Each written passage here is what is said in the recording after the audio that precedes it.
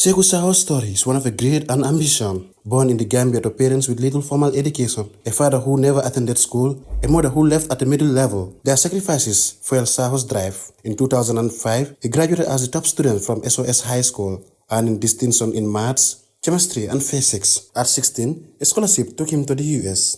I started my journey here in the Gambia, went to SOS High School. That's where I graduated from.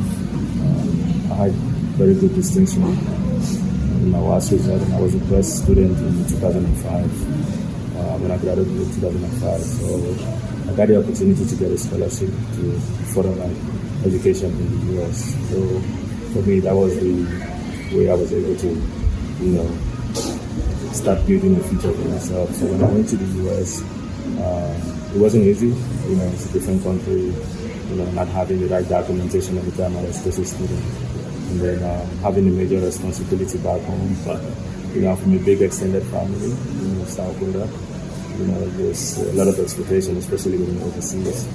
Despite these hurdles, Sawo earned a bachelor's and master's in business, served in the U.S. Army as a veteran, and thrived in corporate roles at T-Mobile and Verizon. But his heart was set on empowering others. So when I went to the U.S., I actually had to drop out of school for a little bit because, being an international student, the scholarship, couldn't cover my accommodation and everything else. So I took a little break from school. I was working 2 full-time jobs and tried to support my family back home. My dad passed away 2 years after I went to the US, so that was more responsibility on me, taking care of my siblings, mom, extended family. You know how it is in Gambia when it's time for Ramadan. These are all the things you face, and then you have to pay your own bills too in the US. But Alhamdulillah, Allah made it easy. I was able to support my family, help pay school fees, tuition fees for a lot of them that wants to continue education. Sawo founded SBSG Plus, a tech and consulting firm, growing to 7-figure revenues from 0 clients. Back in the Gambia, he and his wife launched Mirrod, a luxury spa, now a regional brand in Senegal and Ghana, employing 30 staff. Everything else that I could have. So I was working 2 jobs, and I was going to school full-time as well. I did my bachelor's program. I also did my master's in business. I served in the US Army as well. So I'm a US Army veteran.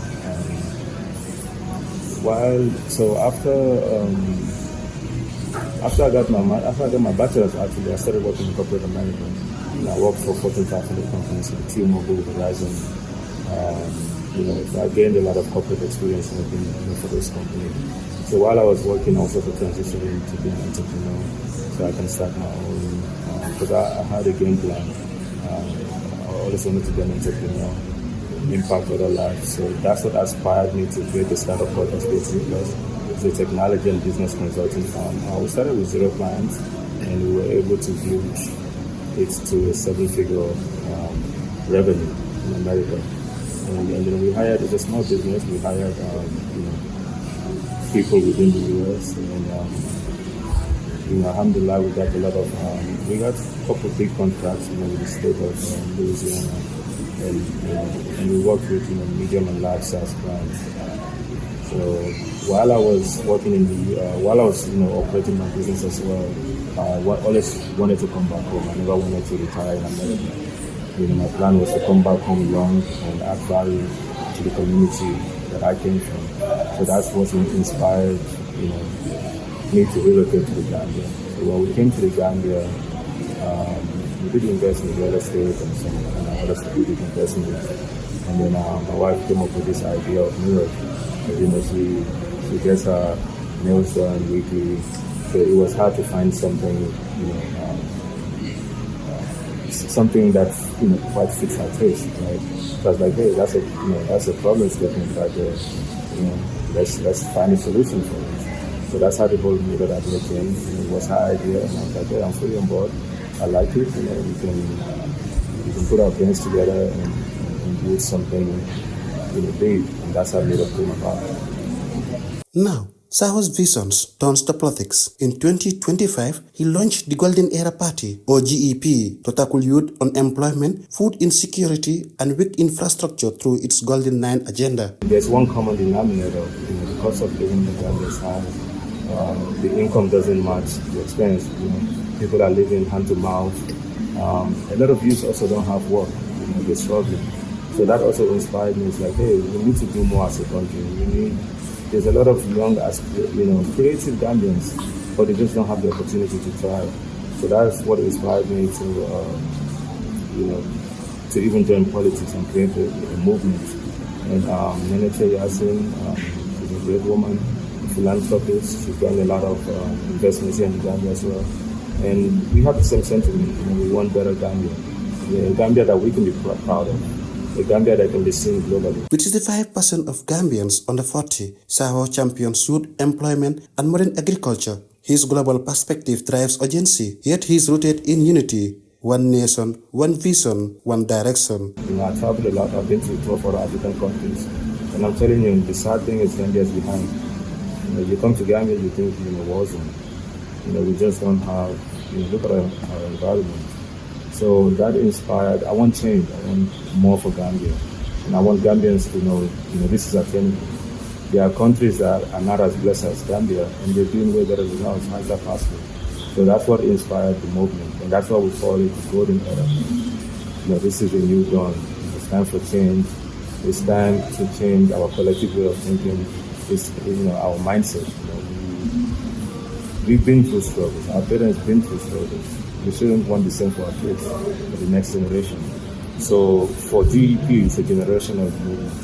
So that's why we call it the golden era, where Gambians will know, yes, we are number one in the world. We're going to be one of the best, safe, cleanest countries where businesses can thrive, where the young generation see hope in themselves. So that's why we call it the golden era. We usher in a new dawn. So we're not a party that is going to come out there and just make empty promises. Oh, we're going to invest in this, we're going to invest in that. No. We have a clear agenda. When you go to our website, goldeneraparty.com, we have an agenda called the Golden Nine Agenda, and that focuses on agriculture, education, modern infrastructure, economic diversification and expansion, youth empowerment, healthcare, governance, global branding.